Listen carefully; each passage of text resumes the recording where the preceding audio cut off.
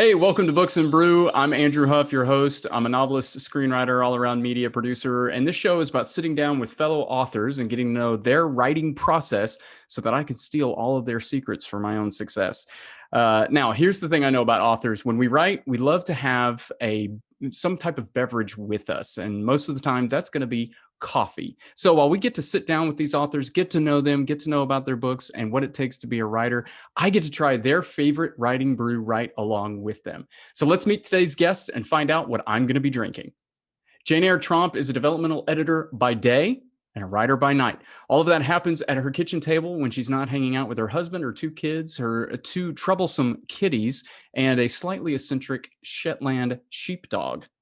Janyre writes historical novels with a healthy dose of suspense. And not only is she set to release her World War II era novel this March of this next year with Kregel Publications, but she was also recently announced as a finalist for the 2021 ACFW Editor of the Year Award. Welcome to the show, Janyre. Hey, thanks for having me. Now, I didn't put this in your bio, but for everyone watching, I probably should admit that Janyre is my developmental editor for all three of my Shepherd Suspense books. And so this is going to be a fun one because this is just going to be fun. But you're a writer in your own right. I didn't even mention the other books that you've been published. So you're going to get to tell us all about those. Not yet, though. Not yet. Okay. Because you're going to be introducing what we're going to be drinking today. So what is your favorite writing brew?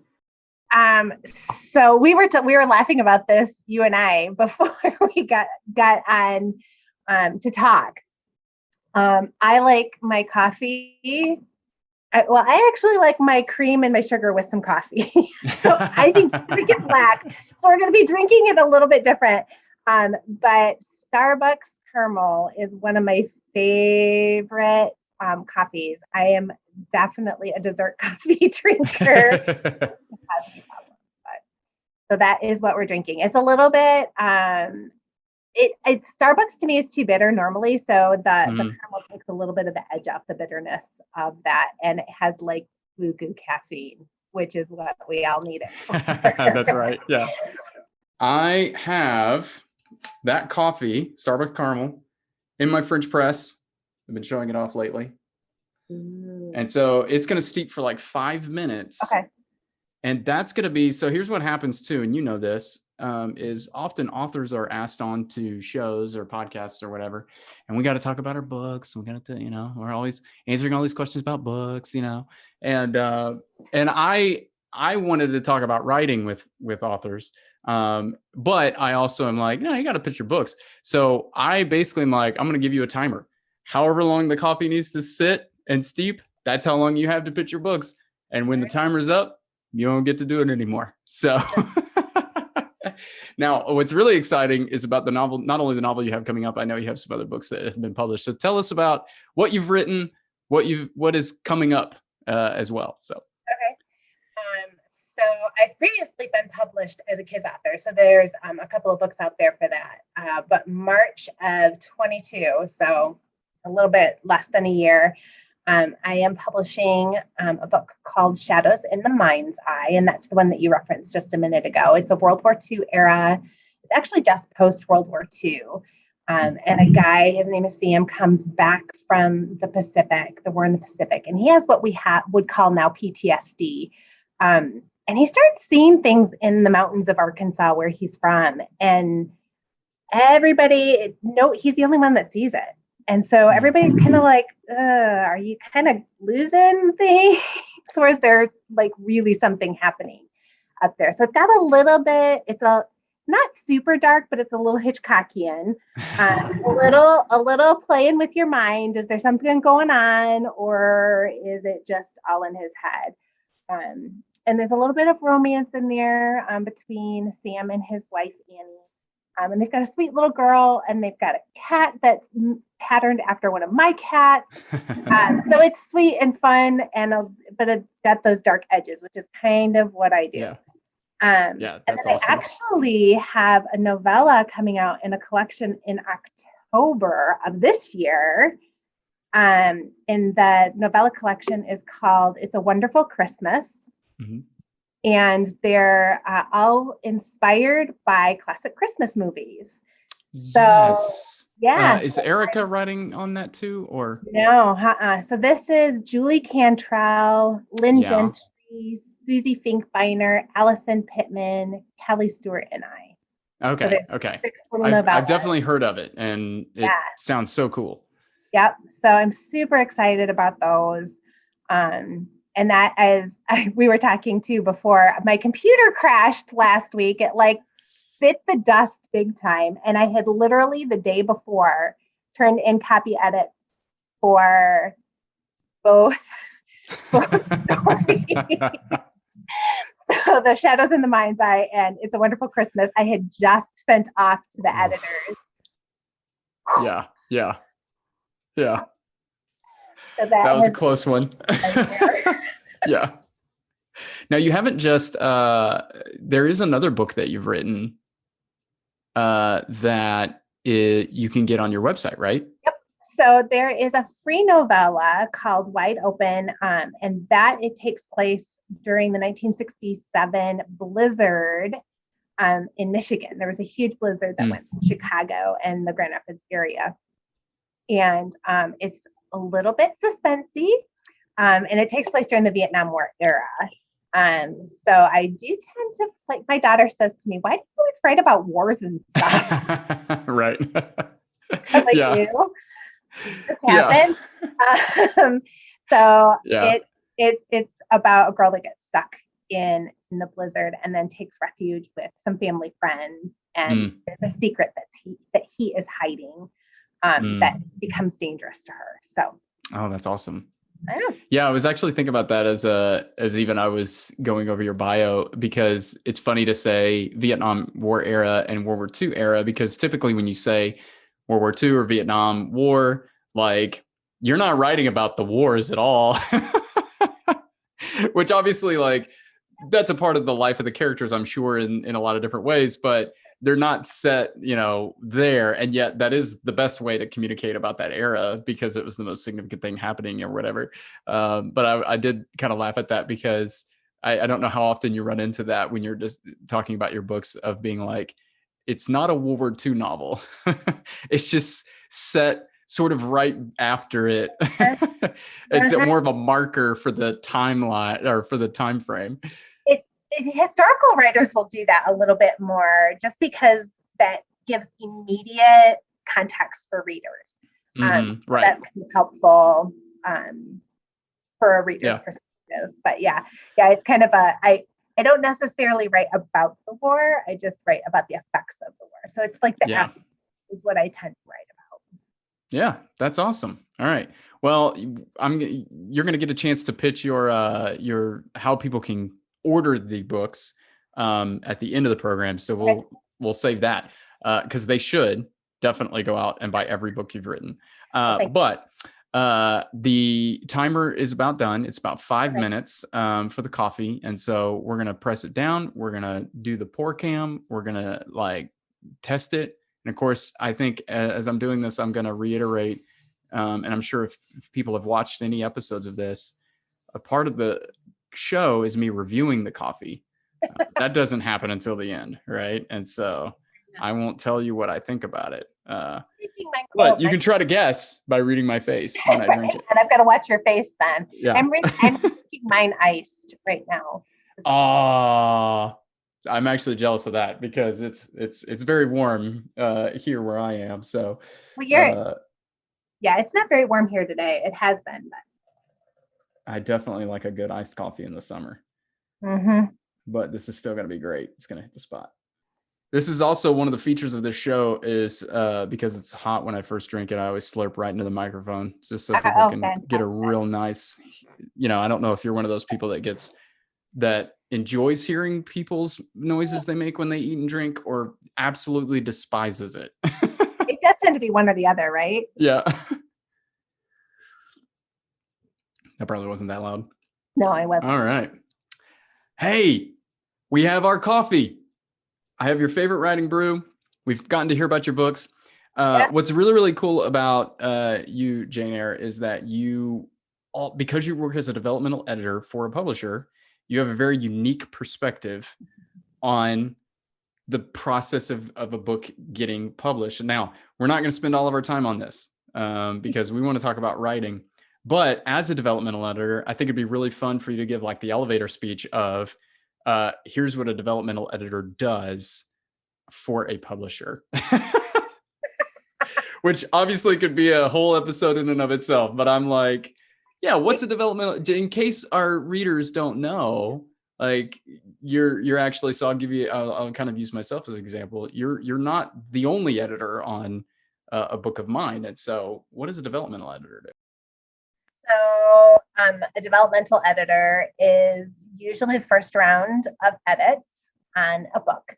And I actually do fiction and nonfiction. So it looks a little bit different for the different genres. But for a novel, what I do is I basically go through, and my job is like that big overarching picture. So it's like the plot arc, the character arc, voice.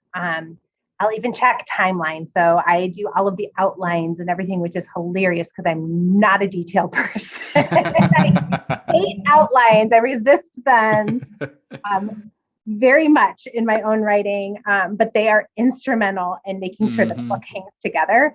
And so I put those together and I check all of those pieces.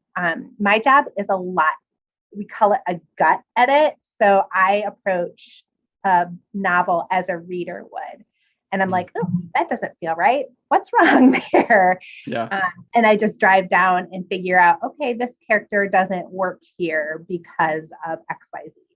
And then I'll point it out to the author and ask them to fix it. I will occasionally like rewrite whole things. I do that more on the nonfiction side, surprisingly, than the fiction side. Most of our novelists are novelists in general in the market are much better at studying craft than our nonfiction. They tend to be more speakers. So they have a really good message, but then they haven't honed in their writing. And that just is a difference between the two. So I can see that. Kind of.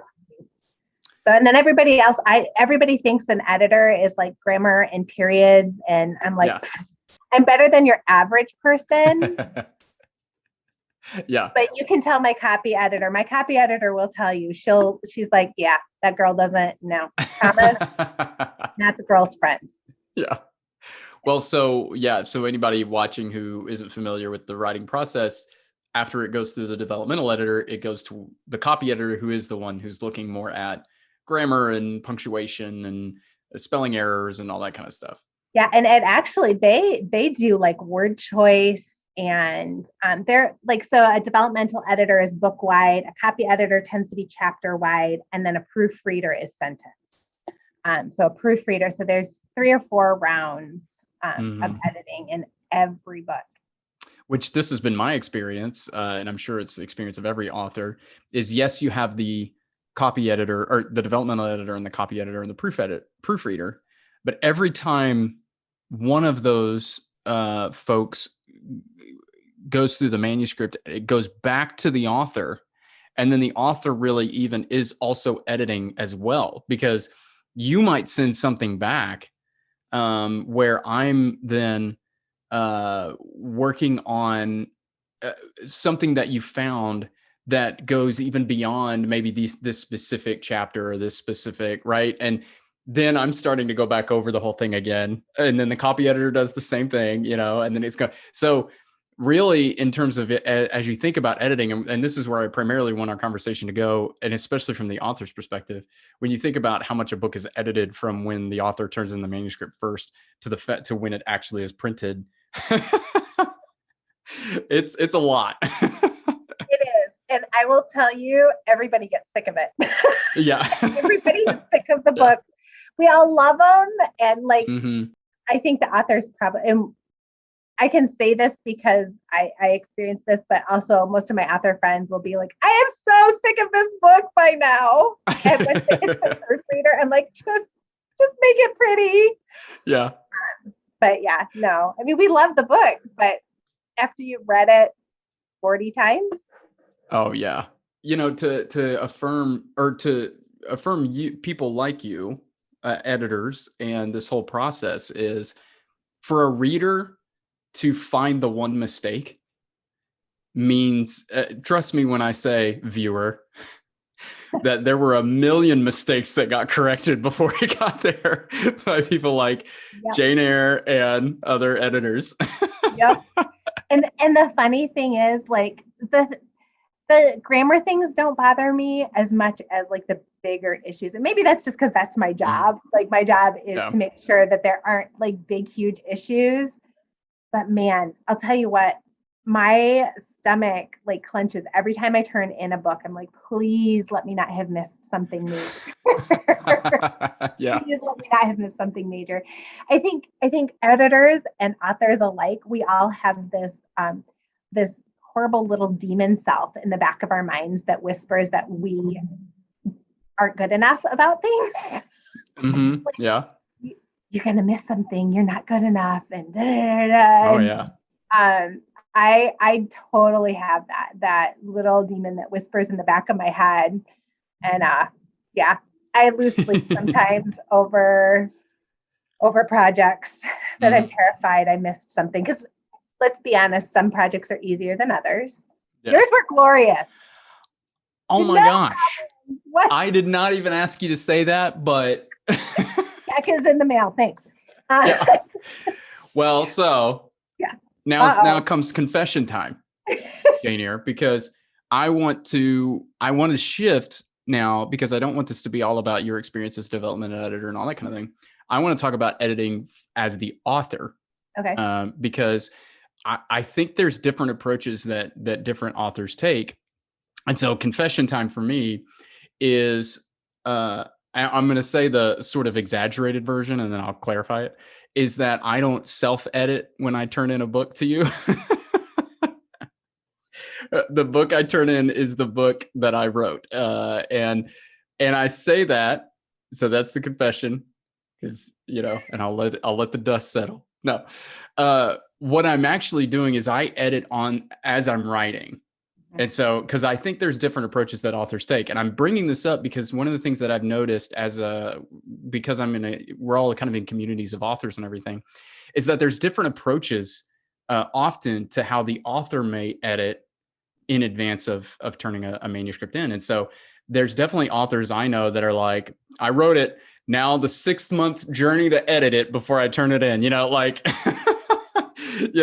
they have, they just write, and then they go back in, and half of their journey to then turning a manuscript in is going back over it and editing it.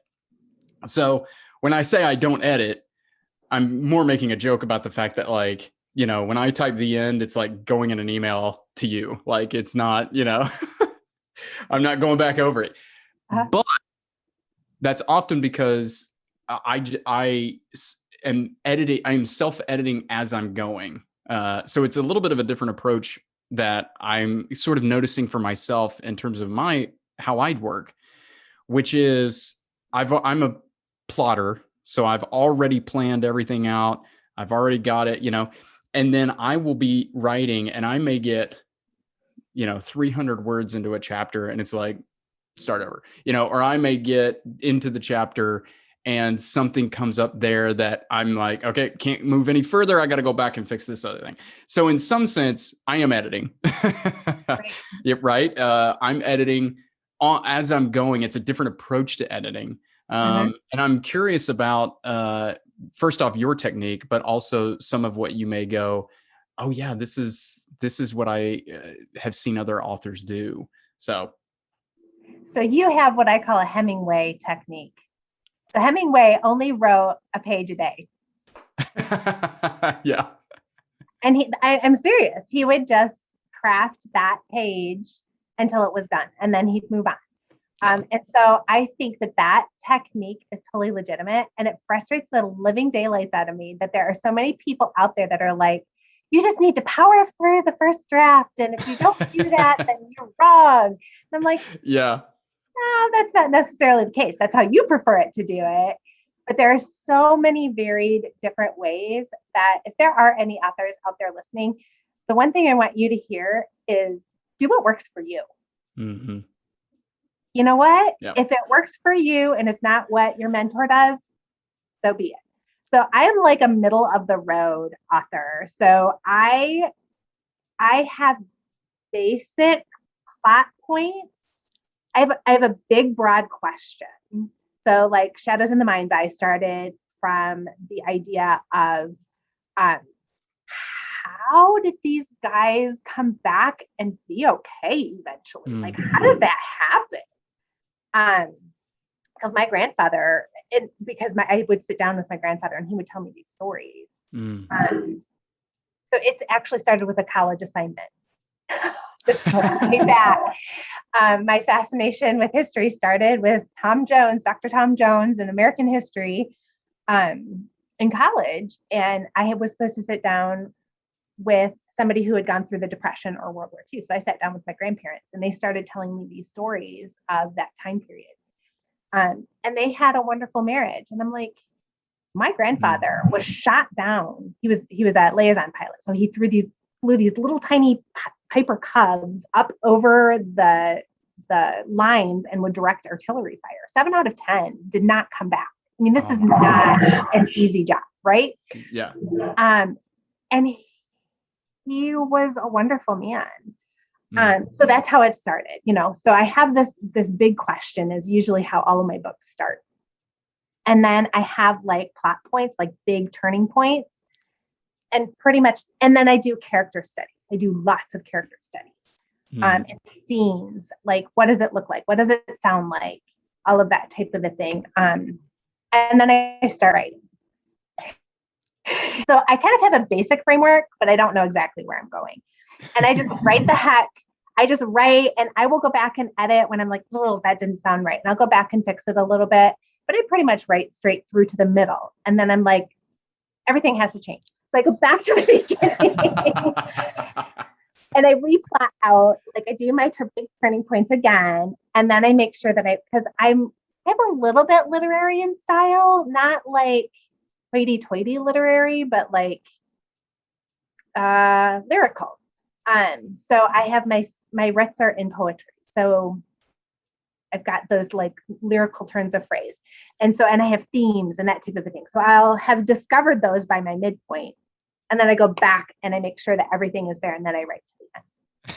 The fastest, like the place that I put my head down and don't stop is usually when I'm writing that back half because I'm tired and I want to be done. Yeah. Right. Yeah. Well, you brought it up, which I so appreciated just what you said to other authors and people who are trying to get into it, which is because this is even why I brought this up. I've heard the exact same thing of sort of this idea that the best way to do it is to write, is power through, and then go back and edit. And I always, again, I joke about making confessions because I always was just kind of like, yeah, I mean, when I'm done, I'm done. Like, I know they're going to find stuff, but that's, I mean, I feel pretty great about it. And so, but again, not to say that I'm not editing along the way. And so that is what makes me curious. And then I've also gotten into this conversation of plotting versus, pantsing, and this idea of like how you plan out your books and how you write them. And so much of that. So for instance, because I plot, that's not to say that I might get in the middle. And this is happening with the book I'm writing right now, which is you're going to be developmental editor on. I'm assuming. I would assume so. Yeah. Yeah. I have a chapter that I've written that I'm a little bit out of now that all of a sudden needs to change. Because as I've gotten further into the story, I'm like, okay, that's not strong enough. I've got something stronger. I got to go back and I got to change that chapter, and so I'm not going to go any further until I go back and do that. And then adjust my plan accordingly and then keep plowing ahead. Because again, it's like, rather than finish the book knowing, like, I think that's what it is, right? Is I'm like, I know I've got to fix it and I can't even think of anything else until I fix this. Well, and that's like, to me, I need all of the pieces to finish the book. Like all the pieces need to be in place in the beginning in order to have the end be what it needs to be. And so it's like, I want to make sure that I have all of those pieces in place and they're working the way I imagine they're going to work. Because let's just say sometimes your imagination doesn't exactly work the way you think it's gonna, you know? Yeah. So I'm kind of in the same boat. I just get a little bit further down the road before I go back. So my front half is usually really, really clean. And I still edit it, but we also write different style. Like we write in different genres too. So there's different requirements. Yeah, true. That's a good point. Yeah. You know, so as a historical women's fiction writer, there's a different expectation for what it sounds like. And so I have to have a lot more embellishments and not fluffy. You know what I mean though? Like the themes are deeper and there's more things like, you know, whatever it is, like the color red in Schindler's List is huge. It's a big deal. And so I have to weave a lot more of that kind of thing. And so I have to go back and make sure those things are there. Whereas they're there in your book, but they're not as like cornerstone to it. Right. You know what I'm saying? So there's absolutely. There's less reason for you to have to do it because your plot is the big thing in your books. Yeah. For you as a writer, what is one of your go-to writing resources? Now, you can't say the thesaurus because we all say that. No, I'm over here looking because I'm actually in the process of plotting another novella. Tell you what, you show your go-to resource. I'll show mine because I have mine right here next to my. Can I be an overachiever and have? Oh my goodness, yes. Here, I'll show you mine while you're pulling yours. All right, This is one I use often. It's called the Writer's Digest Character Naming Source Book. You use that to name your characters? Sometimes, yeah. And it's got it's different it's names based on country of origin.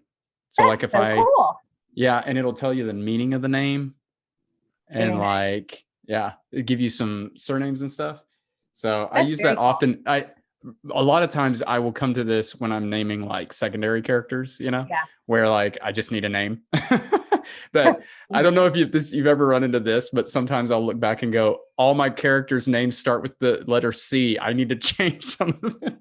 I don't know why. Yeah, and by the way, that is something every editor will be like, I'm sorry, you need to go back. You cannot rhyme character names and you cannot name them with the same starting letter.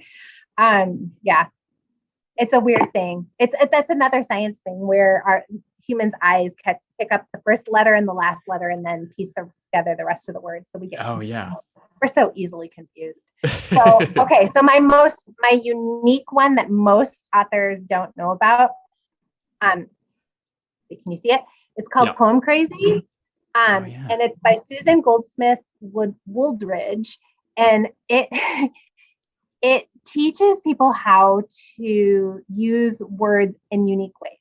And so there's exercises in it that are fantastic. And they're meant to be done like as if I were doing the exercise, but I do them with my character. So like one of them in here that I just love that was perfect for one of my characters was, what shape are you? Nice. What shape are you? And then I was like, okay, we'll just ask her and see what happens. Yeah, right. And she's like, I used to be a circle and free flowing, and now I'm a square. I refuse to go anywhere. Oh, nice. And I'm like, how, like, that's like such a perfect description of her that she's just gotten stuck. You know what I mean? Yeah. So it's weird things like that. And then, so I went out of my picture and I have these. So they're word jars. And they're like just random words that go along with your characters. And so I had that same character was a classical musician. And so like one of the words in it is arpeggio, or, you know, whatever. And so you end up using those words as descriptor words. Okay. That are unique to that character. And that gives unique voice to that character. Okay. Yeah. You know what I mean? That. Yeah, what I was hoping is you said, I was hoping you would be like, you know, when I start writing, I pull one and I have to use it. It's like a game. I have to use it when I'm writing somehow. If I get stuck, I will go through them and find like a really good word. So I do. There you go. Yeah, that's awesome. And then when I'm plotting, I use these 2 books. Okay. Yeah. Oh, yeah. Okay. Yeah. By Susan May Warren, and then The Snowflake Method by Randy Inger. I've heard of the Snowflake Method. Yeah. Whatever. And I only use parts of them. Remember, I said, do what works for you. Right. Yeah. Do what works. Yeah. Exactly. So I pull specific parts of both of those methods and use them. Yeah, that's awesome. Out a book. So that's great. Those are. That's what this show is all about, is for me to hear what other authors do, and then I steal it and I use it, and my stuff gets better. So, and that's a great way to do it. And that's why I'm saying, see, novelists are like studiers of craft. I love that. Yeah. All right. Time for the coffee review. All right. Hold on. I had to finish it because it's basically gone. So there's a little bit of like grounds in the bottom, but, I mean, Starbucks caramel reminds me of, my early coffee drinking days. I got to go with, 5 out of 5 ink pens. I don't know what my rating system is. I just came up with that, but it's great. It's a really, really good brew. Hey, if you're watching this, drink some Starbucks caramel. Next thing you know, you got a publishing contract, and it's going to happen. So, all right. Janyre, tell us how to find you, how to order all your books. Tell us where you are. So I half jokingly tell everybody, as long as you can spell my name, you can find me. So my website is janyretromp.com. So it's JANYRE and then TROMP.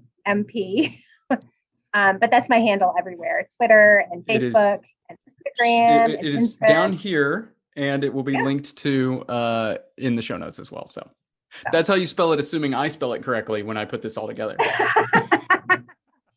It looks like Janyre. If you're getting your Southern on, it's Janyre. Yeah, Janyre. That's good.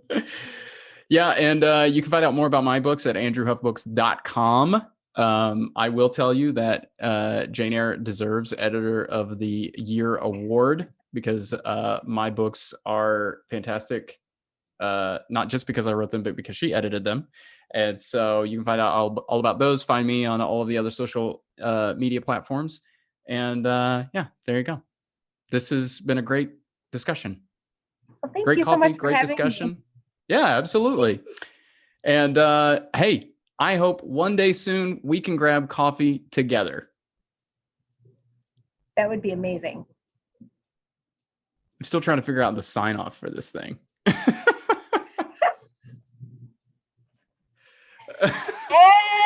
And we're out. Anyway, I may leave all this in just to see who watches to the end. Who knows? That'll be okay. We're friends. So. There we go. Peace out.